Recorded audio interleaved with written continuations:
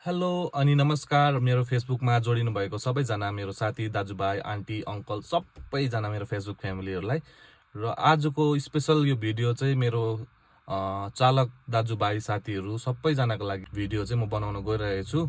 र यो चाहिँ स्पेसली तपाईँहरूको सानो गाडी जसकोमा पनि डिजायर छ, डिजायरमा चाहिँ तपाईँहरूले बेड कसरी बनाउनु सक्नुहुन्छ। तपाईँहरू सपोज प्याकेज जानुभयो अरे, यहाँ म त कालिम्पोङको भए, कालिम्पोङबाट दार्जिलिङ प्याकेज जानुभयो अरे र दार्जिलिङ जाँदाखेरि तपाईँहरूले सिजनमा रुम पाउनु भएन। अब सुत्नु त पर्यो, सुत्दाखेरि रुम पाउनु भएन भने चाहिँ तपाईँहरूले गाडीमा चाहिँ कसरी तपाईँहरू 1 नाइट हुन्छ कि 2 नाइट हुन्छ, कसरी चाहिँ तपाईँहरूले गाडीमै सुतेर अब स्पेन्ड गर्नु पऱ्यो नि त नाइट। र अब डिजायर गाडी भनेको त तपाईँको सिडान हो नि त, सानो गाडी। र अब यो फ्रन्ट सिट भयो तपाईँको, यो फ्रन्ट सिटमा तपाईँहरू सुत्नु भयो भने त ठाडै सुत्नु पर्यो कि ढल्काएर सुत्नु पर्यो, खुट्टा खुम्चिन्छ यहाँ हो। अनि सेकेन्ड सिटमा कुक्रुक्क परेर सुत्नु भयो भने यहाँ पनि मिलेन। अब त्यसको लागि चाहिँ उपाय चाहिँ म तपाईँहरूलाई देखाउन गइरहेको छु। अन्तिमसम्म हेरिदिनुहुन्छ भन्ने म आशा गर्दै म अब भिडियो चाहिँ स्टार्टिङ गर्दैछु। ज्यादा टाइम लाग्दैन, 5 देखि 10 मिनट, त्यो भित्रमा चाहिँ तपाईँको बेड राम्रै बनिहाल्छ। र मेरो चाहिँ ओल्ड मोडल डिजायर छ हो, अन्त तपाईँहरूको पनि न्यू मोडल डिजायरमा पनि यो सिटहरू तपाईँले फोल्ड गरेर मजाले बेड बनाउन सक्नुहुन्छ। अन्त इनोभामा त त्यस्तो दुःख केही छैन, अलिअलि घाँडाकुडु गर्नुपर्छ हो। अन्त त्यसमा चाहिँ लम्बु मान्छे पनि सुत्नु मजाले सक्छ। मेरो हाइट चाहिँ छ तपाईँको 5 फुट 6 इन्ची र म कसरी सुत्छु, कस्तो पाराले म बेड बनाउँछु हेर्नुहोस् होला। यो चाहिँ मेरो गाडी हो, यस्तो छ, ओल्ड मोडल डिजायरमा हो।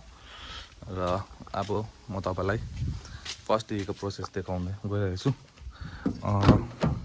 चाहिँ अलिक सानो जग्गा भएकोले गर्दा चाहिँ अब पहिला चाहिँ यो निकाल्नु पऱ्यो नि तपाईँले, यसलाई निकाल्नुपर्छ एकैछिन ल।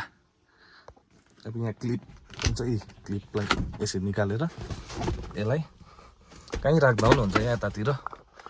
र यो मुनिपट्टि सिट फुल अगाडि गर्नु पऱ्यो, सिट यसरी अगाडि गरिदियो लास्टसम्म। र यसलाई फोल्ड अहिले एकछिन बादमा।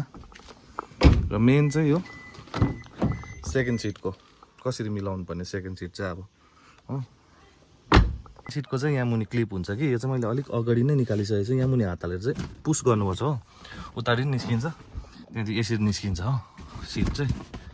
अन्त यसलाई चाहिँ तपाईँहरूले एकछिनको लागि यहाँ राखिदिनुहोस्, यसरी सिट निक्ल्यो यसरी राखिदिनुहोस्। र अब यो सिटलाई चाहिँ फोल्ड गर्नुपर्ने हुन्छ लास्टसम्म। अब यो सिटलाई चाहिँ यस्तो गरेर चाहिँ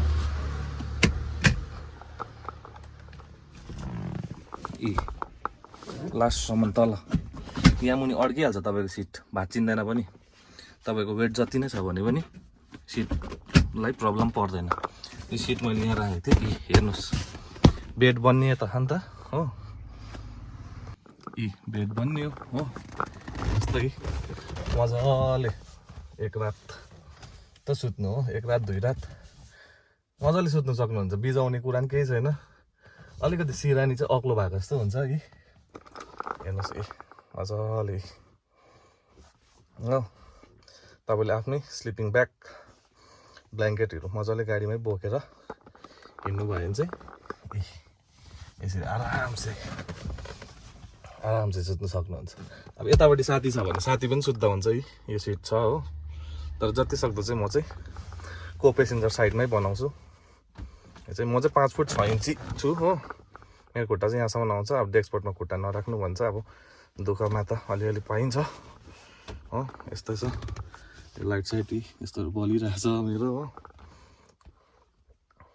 अब यसरी चाहिँ तपाईँहरू मजाले बेड बनाउन सक्नुहुन्छ। ज्यादा स्टेप छैन, सिट पल्टायो अगाडिकोलाई पुरा अगाडि गरेर अगाडि पुरा लग्यो, त्यहाँदेखिको पछाडिकोलाई ढेसिनेलाई लडायो, त्यहाँदेखिको यो सिट निकालेर यसरी सिरानीको काम गरिहाल्छ यसले हो।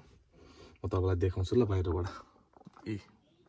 मजाको बेड हो, सानो हाइट छ भने झन् अझै सुविस्ता हुन्छ। बेड चाहिँ यसरी, यो चाहिँ कम्प्लिट भयो बेड। यो सिटलाई फोल्ड, यसलाई सिरानी, यस्तो हो, मजाले सुत्नु सक्नुहुन्छ। तपाईँहरूले यो भिडियोलाई हेरेर सेयर गरिदिनुहुन्छ भन्ने म आशा गर्दै मेरो सानो आजको भिडियो यतिमै, र पेजलाई फलो अनि सेयर पनि गरिदिनुहोस् होला। Thank you.